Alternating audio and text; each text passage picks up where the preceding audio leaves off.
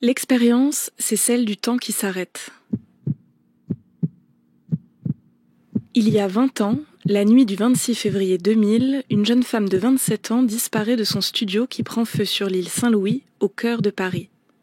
De Bénédicte, dont le corps n'a jamais été retrouvé depuis, il ne reste rien, si ce n'est un surpris par la nuit que Michel Pomarède signait pour France Culture en 2001.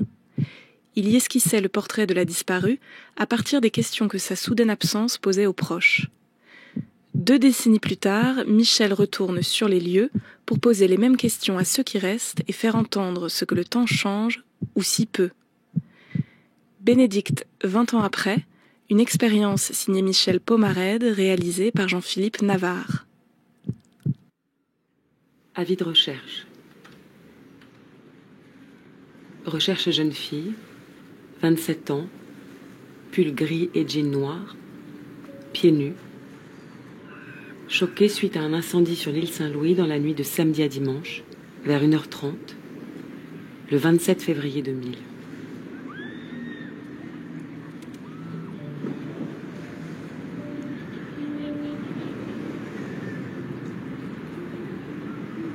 Bénédicte, 20 ans après. Michel Pomarède, Jean-Philippe Navarre.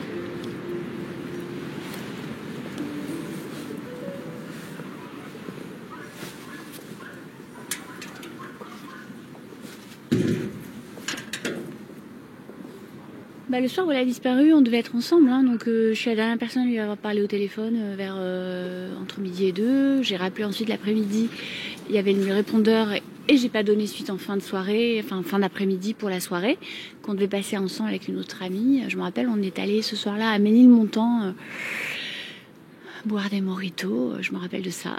C'était une époque où je buvais des mojitos. C'est fini C'est fini les mojitos? Ouais, non, pas complètement, mais c'est pas ma boisson favorite à l'époque. Oui, c'était très, c'était à la mode. Donc ce soir-là, vous deviez la voir, vous la voyez pas. Le lendemain, vous la rappelez ou pas? De mémoire, oui, j'ai rappelé le lendemain matin. Il me semble que j'ai rappelé, il me semble qu'on a retrouvé sur son répondeur mes messages du lendemain.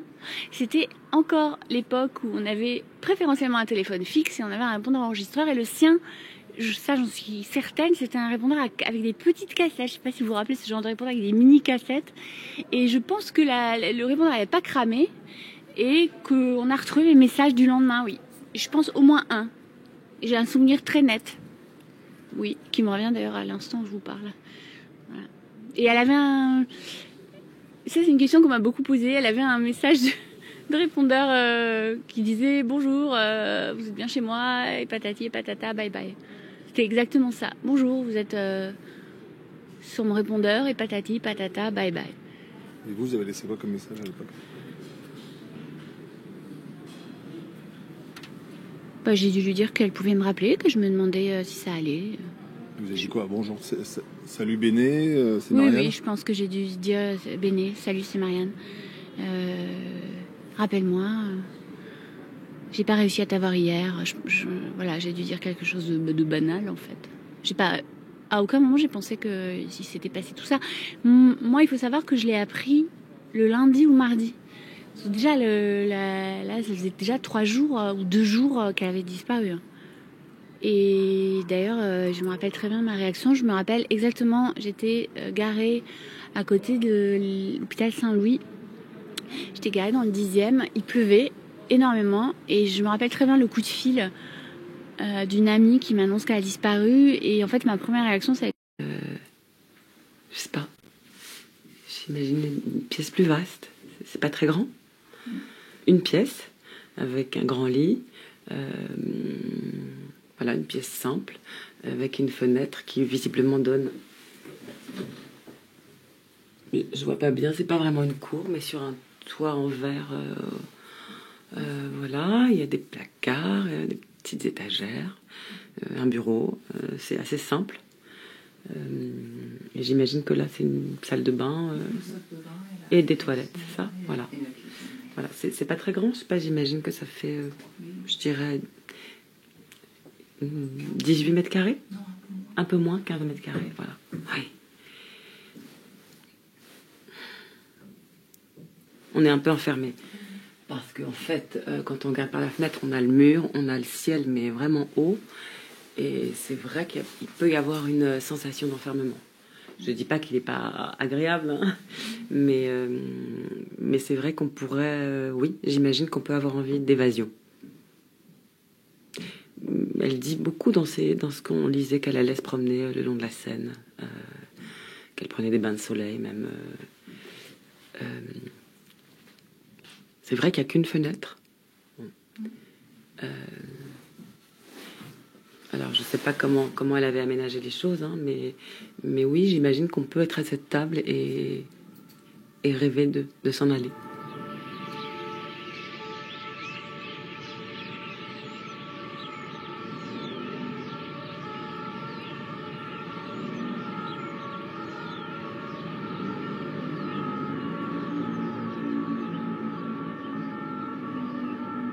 Une autre de mes questions, il y a 19 ans, pour vous, Marianne, c'était quand on a disparu, on n'est ni mort ni vivant.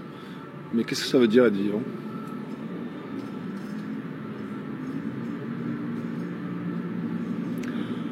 Bah, être vivant, c'est choisir, c'est avoir des désirs et être délibéré dans ses désirs. Je dirais ça aujourd'hui. Est-ce que quand Bénédicte disparaît, c'est sa façon à elle, malheureusement, de dire non? Oui. Oui. Oui, ça peut être ça. Ça peut être ça, ça peut être aussi une détresse telle qu'on n'a plus le courage d'y faire face. Ça peut être plein de choses. Mais ça peut être dire non aussi. J'ai pas de réponse. Pour moi, il y a autant de faisceaux de présomption qu'elle se soit jetée dans la Seine le soir même, comme qu'elle soit partie vraiment, qu'elle ait vraiment décidé de, peut-être aussi pour se sauver, de tout quitter. Pourquoi pas?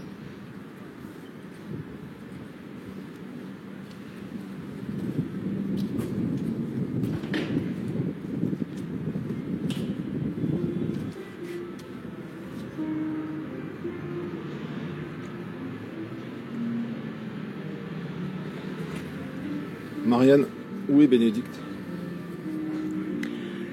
Bah, Bénédicte, elle est... Alors, si elle est vivante, moi je pense qu'elle est pas bien. Qu'elle est un peu autre, qu'elle a peut-être...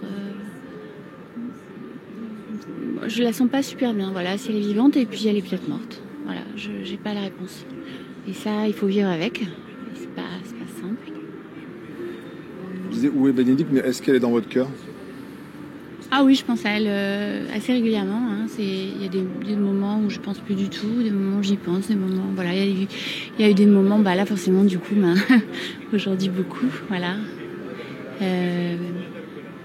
Oui, elle est dans mon cœur, ça c'est sûr. Après, ce qui est compliqué, c'est... Je me suis souvent posé la question si elle n'avait pas disparu, si la vie avait continué, est-ce qu'on serait encore amis aujourd'hui? Et c'est-à-dire que les choses se sont arrêtées il y a 20 ans, donc elle reste mon amie, mais d'il y a 20 ans, et avec un... Voilà. Et c'est une question, ça. Est-ce qu'on serait encore amis aujourd'hui? Je me la pose souvent. Qu'est-ce qu'elle aurait fait si elle était toujours là? Qu'est-ce qu'elle serait devenue? Je pense qu'elle aurait peut-être travaillé dans l'archéologie, peut-être elle aurait travaillé dans des choses en lien avec la photographie, avec l'art, ou peut-être des choses que je ne peux pas imaginer parce qu'elle aurait eu sa propre part de création, de décision et de désir pour sa propre vie. Je pense qu'elle aurait fait quelque chose dans l'art. Et de façon brillante, elle était plutôt brillante, hein, elle faisait des belles choses. Il reste beaucoup de photos de ce qu'elle a fait, j'en ai moi-même pas mal.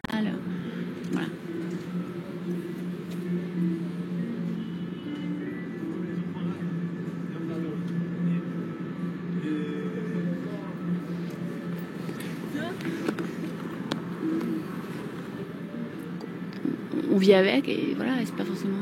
Après, là, ces derniers temps, comme vous m'avez recontacté, qu'effectivement, ça fait 20 ans, voilà. Puis j'y pensais, ces 20 ans, j'y pensais quand même un peu à l'automne.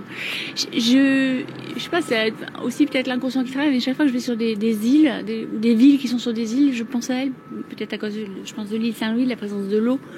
Et du coup, il y a quelques mois, j'étais à Venise et à chaque fois que je vais à Venise, je pense à elle.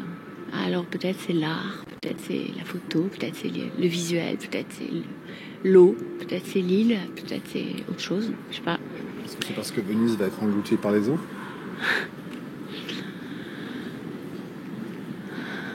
Peut-être.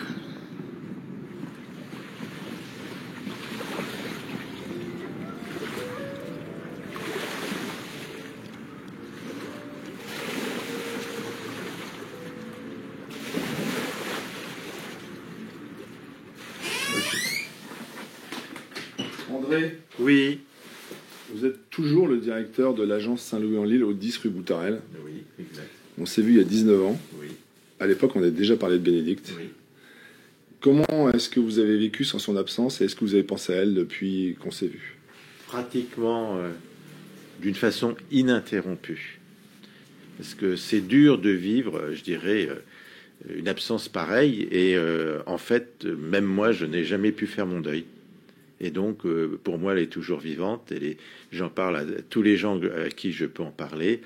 Et je voudrais qu'on aille un peu plus dans les recherches, même s'il est adulte, elle est libre aussi de ne pas accepter de revoir les gens qu'elle connaissait, y compris ses parents, ainsi de suite, sa famille. Mais j'aimerais bien qu'on aille faire si on peut, faire une recherche sur la sécurité sociale, parce que c'est un numéro qui, en fait, est toujours en place. Est toujours en place pour retrouver les gens. Bon, je réponds à votre question. Elle me manque toujours. La moindre jeune fille qui lui ressemble, on pense que c'est elle. Elle avait sa personnalité, Bénédicte, une forte personnalité. Donc, on discutait souvent ensemble.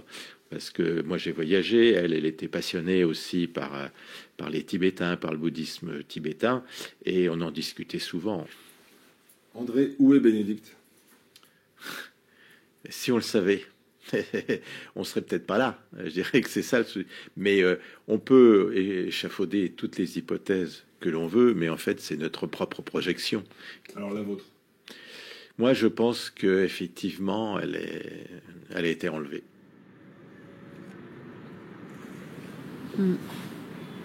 Ouais.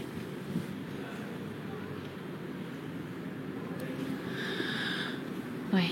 On est à côté de Notre-Dame qui a pu sa flèche et on est là à l'endroit où Bénédicte a peut-être marché avec juste une couette sur le dos la nuit du 26 au 27 février 2000 pour aller se foutre dans la Seine.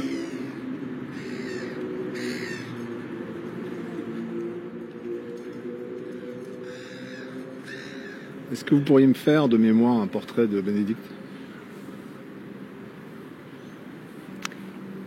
J'ai le souvenir de quelqu'un de très posé, très intellectuel, pas exubérante, mais en même temps pas renfermée. Moi, c'était quelqu'un qui me confiait beaucoup de choses et on avait de très très belles discussions. Et c'était une amitié, à l'époque je dirais pas c'était ma meilleure amie, mais c'était une amitié je pense qui se serait peut-être renforcée. J'aimais beaucoup passer du temps avec elle, j'aimais beaucoup l'écouter, et j'aimais beaucoup échanger des choses. Voilà, on faisait beaucoup de balades à pied, comme elle avait cette chance d'habiter sur l'île Saint-Louis, on se baladait beaucoup dans Paris, marchait beaucoup la nuit. Voilà. On est partis en vacances ensemble, c'est des choses comme ça.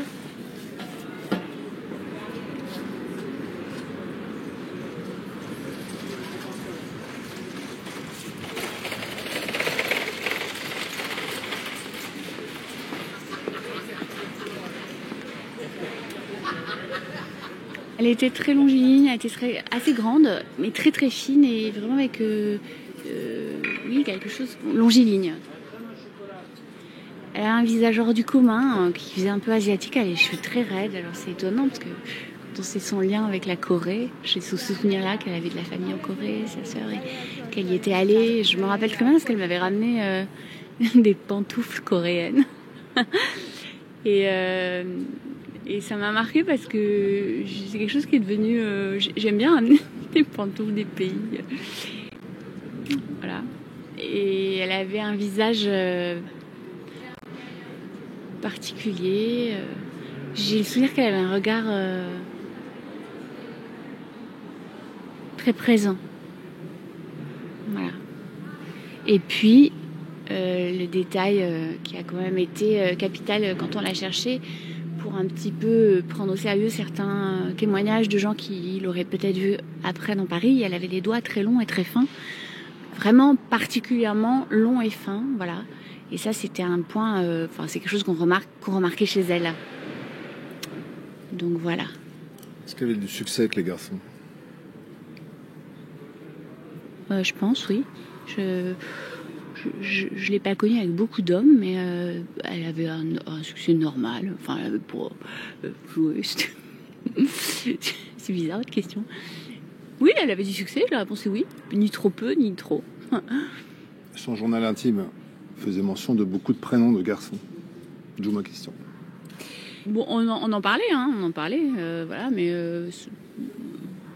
j'ai pas un souvenir d'une croqueuse d'homme, hein, si c'est ça un peu la question. J'ai pas ce souvenir-là. J'ai souvenir de quelqu'un. Oui, et bien sûr qu'elle plaisait aux hommes. C'était une personne attirante, hein, vraiment. Je pense que c'était quelqu'un de. En tout cas, dans ces années-là, d'attirant. J'ai une question, c'est peut-être la dernière, Marianne. Bénédicte, il y a 20 ans, elle avait 27 ans. Est-ce qu'elle était jeune ou est-ce qu'elle était vieille?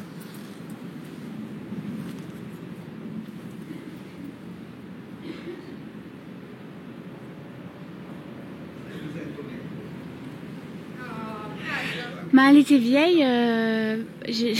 Voilà, c'est ma réponse. Elle était vieille. Et j'étais vieille aussi. Je trouve que je me revois à ses côtés. Je me sens beaucoup plus jeune et libre aujourd'hui et je me sens beaucoup plus. La jeunesse, ça se mesure à la quantité de choses aussi qu'on a à vivre devant soi. Et j'ai l'impression qu'aujourd'hui, j'ai beaucoup plus de choses à vivre devant moi que j'en avais à l'époque, ou que je pensais en avoir à l'époque. Et pourquoi je dis que Bénédicte était vieille? Parce qu'elle était... Je pense qu'elle souffrait. Je pense qu'elle était en souffrance. Voilà. C'est ma réponse.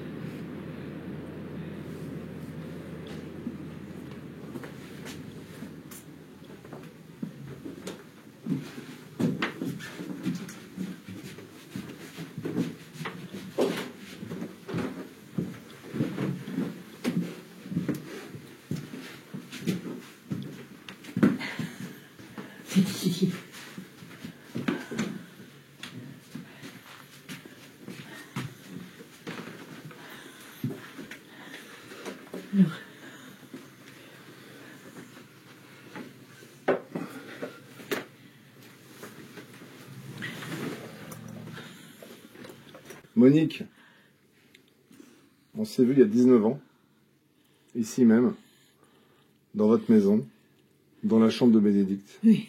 On est à nouveau dans la chambre de Bénédicte. Oui. Et alors, je note que vous avez rajouté une photo de Bénédicte vieillie.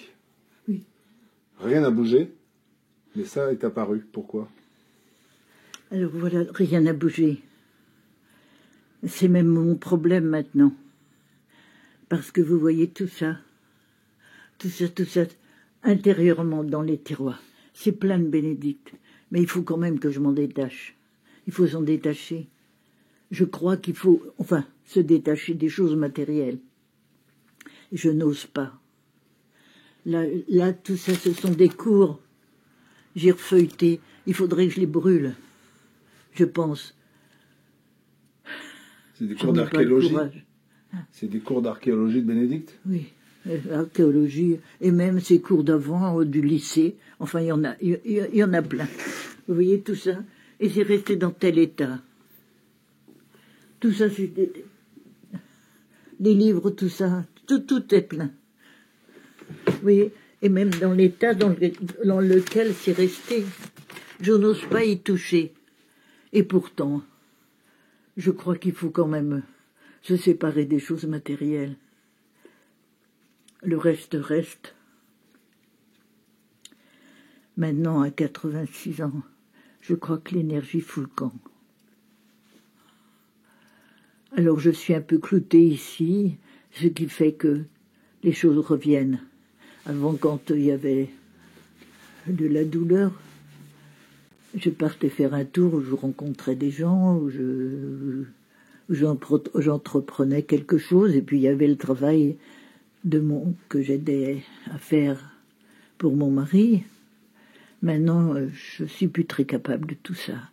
Et je sens que là, ça y est, la vieillesse est arrivée. Et c'est très très dur, très très dur. Voilà ce que j'ai à dire maintenant. Concernant Bénédicte, vous voyez, tout est resté comme... Alors pourquoi la photo vieillie de Bénédicte? Pourquoi cette photo vieillie de Bénédicte? Pourquoi cette photo? Quelque temps après, on a dû faire des recherches et quelqu'un a proposé que, partant de cette photo, on la vieillisse un peu pour pouvoir le reconnaître si on la rencontrait. Voilà, cette photo vieillie. Et donc j'en ai fait un agrandissement, mais je pense qu'elle a dû servir pour essayer de la retrouver. Voilà. Alors, pendant un certain temps, même pendant très longtemps, d'ailleurs, j'ai pas encore fait mon deuil. Forcément, on ne peut pas faire de deuil quand on n'a aucune preuve. En fait, nous n'avons aucune preuve qu'elle soit dans la Seine, bien que beaucoup de travaux ont été faits pour la rechercher dans la Seine. En principe, on dit que les corps remontent. Il n'est jamais remonté. Ou alors, on aurait retrouvé des traces quelque part. Non, rien. Et une fugue à l'étranger, ça serait possible dans son caractère, en pensant que comme elle avait, lors de l'incendie qui a, à mon avis, a déclenché le drame, quand elle a vu que tout brûlait, que tout était perdu et qu'elle a peut-être eu peur de se faire engueuler par nous.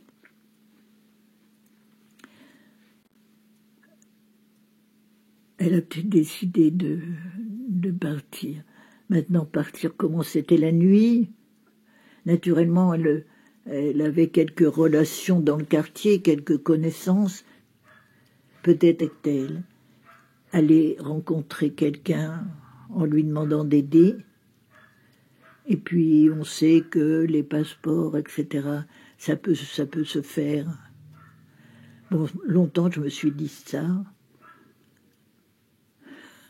À chaque fois qu'à la télévision, il y a une émission sur l'archéologie, je vais voir si on ne retrouve pas la tête de Bénédicte en tant qu'archéologue. Voilà où j'en suis. C'est-à-dire que pendant 20 ans, je crois que j'ai quand même réussi à dépasser ce drame qui m'a quand même... comment on dit, vous savez, les plongeurs, m'a plombé. Ce drame m'a plombé. Mais enfin, par la vie aidant et les autres enfants aidants, je suis arrivée à vivre normalement, enfin à vivre. Voilà, maintenant, avec l'âge, avec la remémoration de ces 20 années passées, c'est douloureux. C'est très douloureux. Je ne sais pas si je dois avoir de l'espoir. Maintenant, l'espoir, ça me nuise. Ce qui me fait vivre encore, c'est tout ça, vous voyez, toutes ces photos, tous les gens qu'elle a aimés, tous ces livres-là, me fait dire qu'elle a vécu, et qu'elle a vécu intelligemment en s'ouvrant bien l'esprit. Voilà, voilà. Il y a 19 ans, quand on s'est vu, vous m'aviez dit beaucoup de choses, et j'avais noté deux phrases. Vous partagez avec Bénédicte un regard sur le monde et le goût des bijoux kitsch. Ah oui. Alors là, les bijoux kitsch, ben, si vous voulez, je sais pas où ils sont. Ils sont un peu partout dans la maison parce qu'il y en aurait beaucoup. Mais je vais vous montrer, il y en a encore quelques-uns, des bijoux kitsch. Maintenant, moi, j'ai quitté l'âge des bijoux kitsch. Avant, je ne pouvais pas me passer d'un collier. Maintenant, c'est fini. Hein. Alors, les bijoux kitsch, je pense qu'il y en a encore.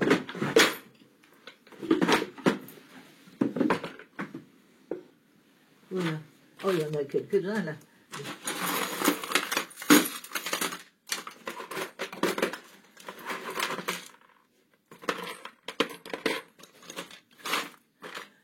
Ça, c'est quoi? C'est pas un truc de vélo, ça?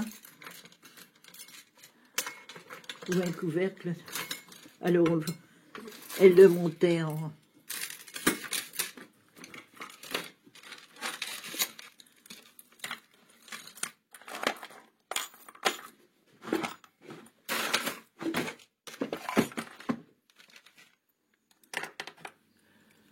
Qu'est-ce que c'est, ça? Ça, c'est pas Bénédicte, je sais pas où c'est. Alors là, qu'est-ce que c'est? Bénédicte.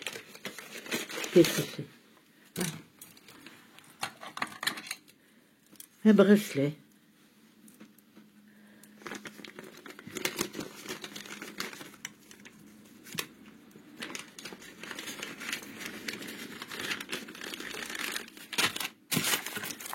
Et ça, qu'est-ce que ça peut être?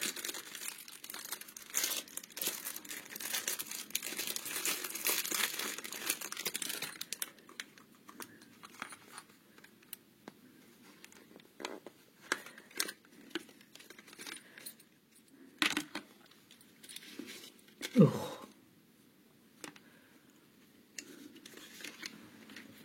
Que c'est? Une médaille. Un Indien? Un Indien du Mexique. Alors des petits cadeaux, voilà, encore des petits cadeaux. Monique, au-dessus du lit de Bénédicte, il y a donc Bénédicte vieillie, sa photo, le mime Marceau, Arthur Rimbaud et une tête de la Vierge. Est-ce que ça résume Bénédicte? Ben, la Vierge, c'est la maternité dans laquelle nous sommes liés l'un à l'autre, nous étions proches de l'une de l'autre. Et puis la maternité, c'est aussi, quand on est en souffrance, peut-être le symbole qui nous rapproche d'une espérance, ou du moins d'une protection. Et vous voyez, au-dessus de la Vierge, là, à l'enfant, il y a une petite colombe. Bon, tout ça, ce sont des personnages que Bénédicte aimait. Il y a, là-haut, c'est Isabelle Adjani. Il y a le Petit Prince aussi. Naturellement, elle aimait beaucoup les photographies. Bon, on va le remettre. Ah ben là si on veut, il y en a partout. Il y en a dans le garage aussi. C'est pas...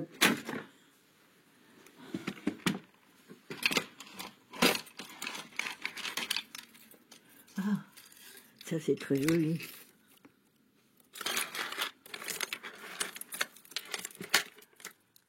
Ça, c'était à vous ou c'était à elle? Ou c'était les deux? Oh, c'était un mélange. Ça, c'était plutôt Bénédicte. Il y a un mélange. Bon, ça devait être à moi. Ça, je l'aimais bien, celui-là. Ça se faisait beaucoup dans les années 1960, ce genre de bijoux. On avait trouvé ça dans une... Moi, j'avais trouvé dans une boutique en face de la Sorbonne. Je ne sais pas si elle existe encore. Bon. Et là, c'est Bénédicte, déguisée en 1925. C'était le mariage de sa sœur Anne-Laure. Et le thème, c'était les années 1920. Là, c'était un Noël. Là, c'est tout à fait Bénédicte. Comme elle voulait être photographe. En fait, elle n'aimait pas tellement être prise en photo, mais alors c'est tout à fait elle, vous voyez. Alors moi, je l'aime beaucoup, cette photo. Bénédicte à travers les arbres, qui essaie de capter quelque chose. Bon, ça c'est au fur et à mesure, ça c'est... lisez ce qu'il y a de marqué. Ça, je crois que c'est les bords de Seine. C'est le quai.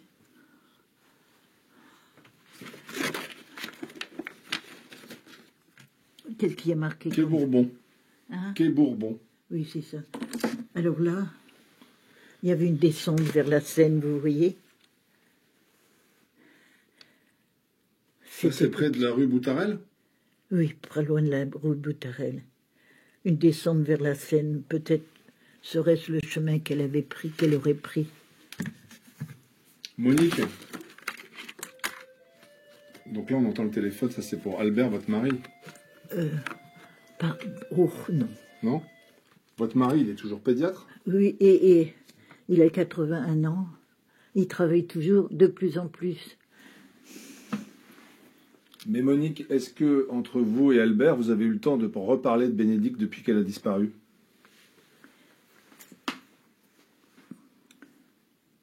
Oui, on en parle toujours au moment des fêtes, c'est-à-dire Noël, Pâques. On s'écrit un petit mot en disant est-ce qu'on peut conserver cet espoir? Enfin, c'est dans ce sens qu'on s'écrit les mots.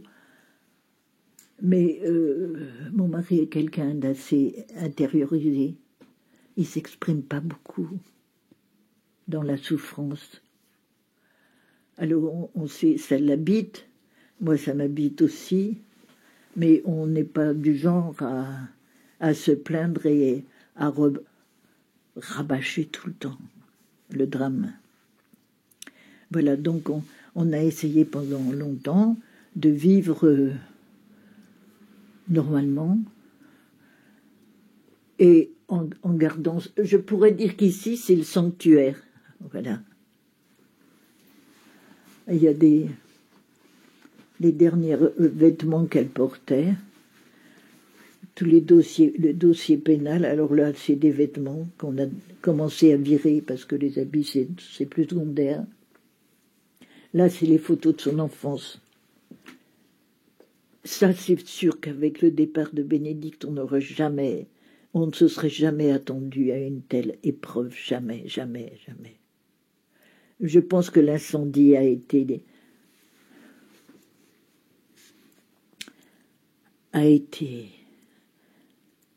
l'étincelle, peut-on dire.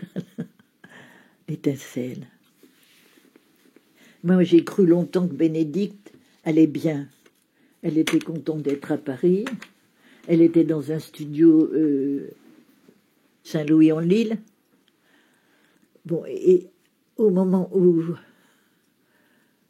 le drame est arrivé, je crois qu'elle était tombée amoureuse d'un filou. Pourtant, elle était assez perspicace, mais là, elle s'est laissée berner. Et je crois qu'elle était dépressive à ce moment-là. Et elle avait dû essayer de remédier à la dépression par la drogue. Donc je pense qu'elle était un petit peu droguée, mais certainement pas des drogues trop fortes.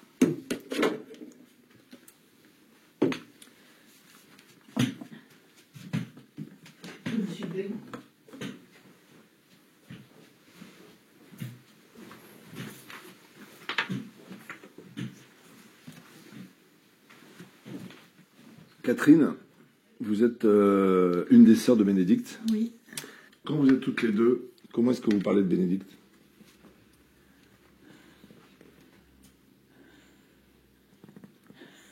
Avec affection et nostalgie. Catherine, qu'en penses-tu? Moi aussi, je pense qu'avec de la nostalgie et de l'affection. Catherine, est-ce que vous avez pu répondre à la question que je vous posais il y a 19 ans? Où est Bénédicte? Bah moi, j'espère. Franchement, j'espère qu'elle est dans un endroit agréable. Mais franchement, je crois qu'elle est morte. Je crois.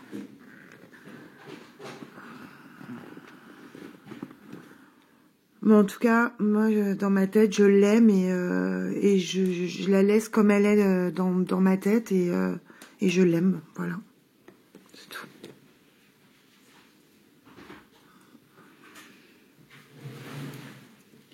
Moi aussi, je l'aime. Ça, c'est sûr. Si elle revenait, ce serait vraiment une fête extraordinaire. Il faut attendre, peut-être attendre, mais quand même maintenant, avec beaucoup de doutes.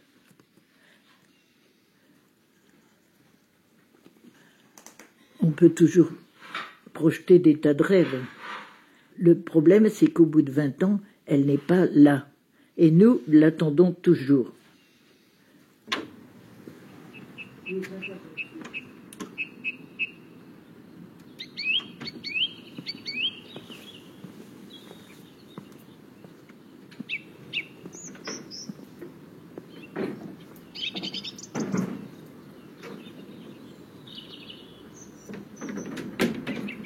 Bénédicte, 20 ans après.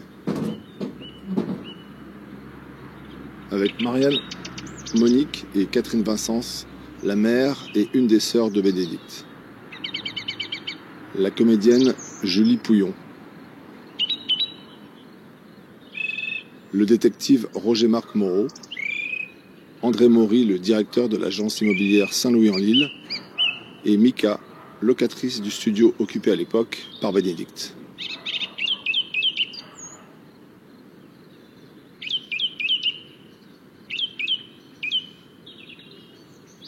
L'expérience, coordination Aurélie Charon, assistée d'Inès Duperron, mixage Alain Joubert, réalisation Jean-Philippe Navarre, un documentaire de Michel Pomarède.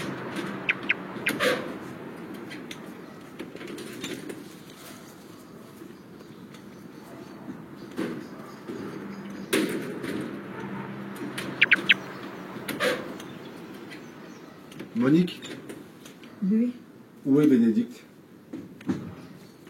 je ne sais pas. Elle est là. Elle est là. Elle est dans notre tête à toute la famille. Mais où est-elle? Ça, je ne sais pas du tout, du tout. Là, l'année après, j'étais partie en Chine, 15 jours. Mais je regardais tous les Chinois en pensant la retrouver. Non pas qu'elle ait une tête de chinoise, mais comme elle avait projeté d'aller en Chine, elle me dit non, j'ai eu affaire.